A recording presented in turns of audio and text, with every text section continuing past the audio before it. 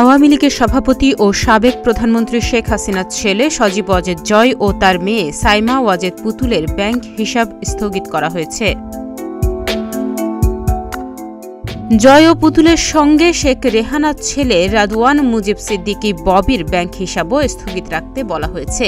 শেখ পরিবারের এই ৩ সদস্যের পাশাপাশি সাবেক বিদ্যুৎ প্রতিমন্ত্রী নসরুল হামিদ ও আওয়ামী লীগের গবেষণা প্রতিষ্ঠান centre for research and information ও CRI ইয়ং বাংলা প্রজেক্টের নামে থাকা ব্যাংক হিসাবও জব্দের নির্দেশনা এসেছে। সোমবার বাংলাদেশ ব্যাংকের আর্থিক গোয়েন্দা সংস্থা বাংলাদেশ ফাইন্যান্সিয়াল ইন্টেলিজেন্স ইউনিট দেশের সব ব্যাংক ও আর্থিক প্রতিষ্ঠানের নামে এ সংক্রান্ত নির্দেশনা পাঠিয়েছে। সংশ্লিষ্ট কর্মকর্তারা এই তথ্য নিশ্চিত করেছেন। সজীব ওয়াজেদ ও সাইমা ওয়াজেদ হোসেনের ব্যক্তিগত ও ব্যক্তি মালিকানাধীন প্রতিষ্ঠানের ব্যাংক হিসাব স্থগিত থাকবে। আগামী ৩০ দিন এসব হিসেবে কোনো ধরনের লেনদেন করতে পারবে না। প্রয়োজনে লেনদেন স্থগিত করার এ সময় বাড়ানো হবে।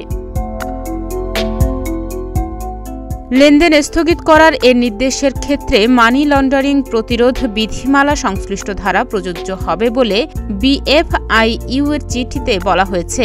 চিঠিতে তাদের নাম, জাতীয় পরিচয়পত্রের তথ্য দেয়া হয়েছে।